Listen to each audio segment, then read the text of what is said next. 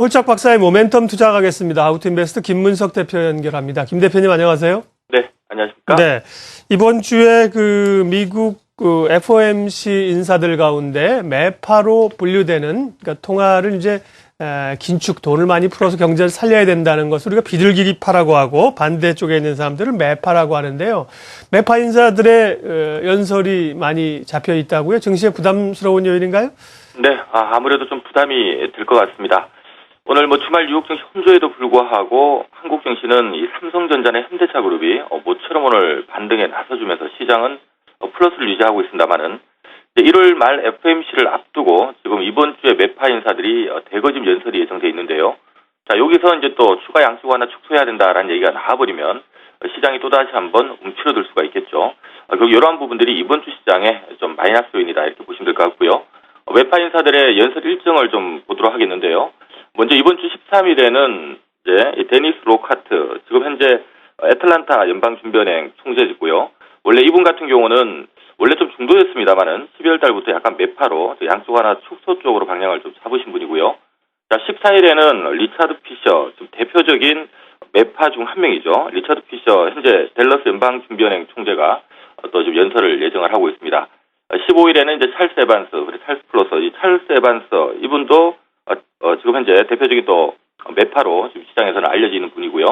16일에 이제 버냉키 여정이 연설이 예정이 돼 있습니다만은 일단은 이제 임기 마감이기 때문에 크게 영향을 주지는 않을 것 같습니다. 자, 그리고 17일에도 제프리 레커 리치먼드 연준 연은 총재의 연설이 예정돼 있는데요.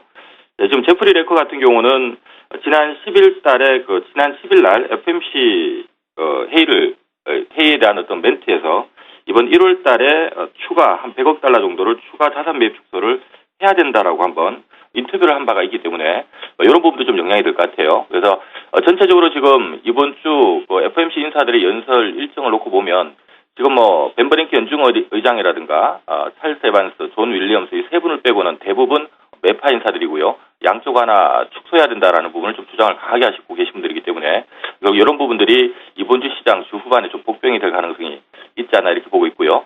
자, 이렇게 놓고 본다면 이제 우리 한국 증시 좀 아쉽습니다만은 이번 주도 좀 박스권에 갇혀 있을 가능성이 높아 보입니다.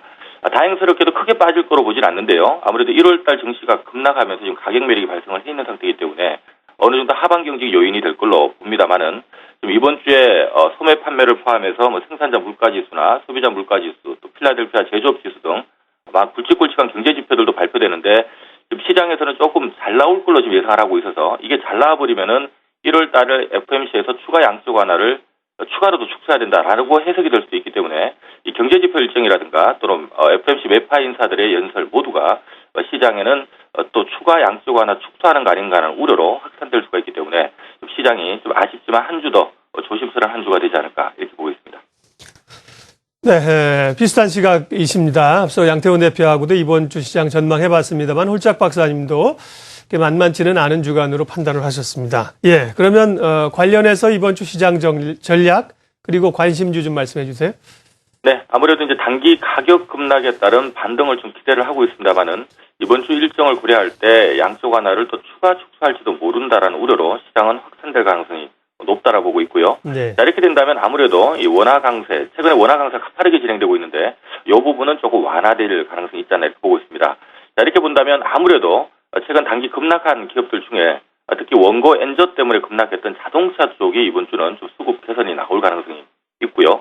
그런 맥락으로 놓고 본다면 역시 대표 주자인 현대차를 좀 관심 있게 봐야 되는 그런 한 주가 아닐까 이렇게 보고 있습니다. 자, 현대차 같은 경우는 이번 주 일정을 고려할 때 좀 시장을 잠깐 주도할 가능성이 단기적으로 있다라고 보고 있고요.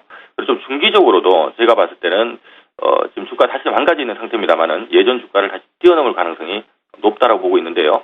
그렇게 보는 가장 큰 이유가 원고 엔저 때문에 상당히 좀 시장의 모멘텀이 상실된 건 사실입니다만은 현재 주가와 3년 전 주가 똑같다. 최근 3년 동안에 폭발적인 이익을 내고 있는데도 불구하고 3년 전 주가랑 현재 주가 똑같다라는 얘기는 현재 지금 안 좋은 사항들을 반영한 수치가 아닌가 그렇게 해석을 해볼 수 있을 것 같습니다. 자, 현대차의 차트를 보면서 전략을 좀 설명드릴 수 있도록 하겠습니다. 자, 현대차가 지난해 연말 26만 9천 원까지 주가가 올랐었죠. 자, 그리고 난 다음에 지난 9월 달부터 엔화 가치가 급격하게 떨어지기 시작했고요.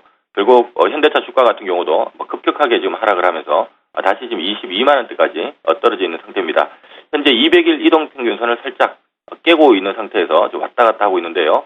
제가 봤을 때는 현대차가 여전히 좀 안 좋은 업황은 맞긴 합니다만은 그래도 꾸준하게 이익을 내고 있다라는 부분과 현재 이익 대비 주가가 좀 싸다라는 것을 감안한다면 일단 200일 이평 아래에서는 중장기적으로는 매수의 기회지 매도의 기회는 아니라고 보고 있고요.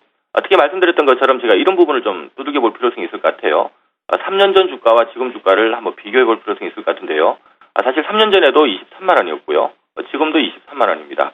아시다시피 현대차는 미국 금융위기 이후로 좀 폭발적인 이익을 내면서 연간 영업이익이 한 8조 원에서 9조 원 정도의 지금 이익을 내고 있는 상태인데요. 3년 동안 한 8, 9조를 지금 벌고 있음에도 불구하고 주가가 전혀 못 올라가고 있다는 얘기는 기업 가치는 계속적으로 올라오고 있는데 주가는 못 가고 있다는 얘기가 되겠죠. 한마디로 어떻게 본다면 현재 주가가 안 좋은 악재를 반영하고 있는 수치라고 보고 있습니다. 그래서 저는 어느 정도 엔화 약세가 1분기에는 좀 완화될 걸로 보고 있는데요. 엔화 약세가 좀 완화되는 그런 시점에서는 다시 주가가 좀 재가치를 찾아가는 과정 속에서 직전 고점이 27만 원대는 넘길 수 있지 않을까 이렇게 보고 있습니다. 예. 홀짝 박사의 모멘텀 투자 하우투인베스트 김문석 대표였습니다. 잘 들었습니다. 네, 고맙습니다.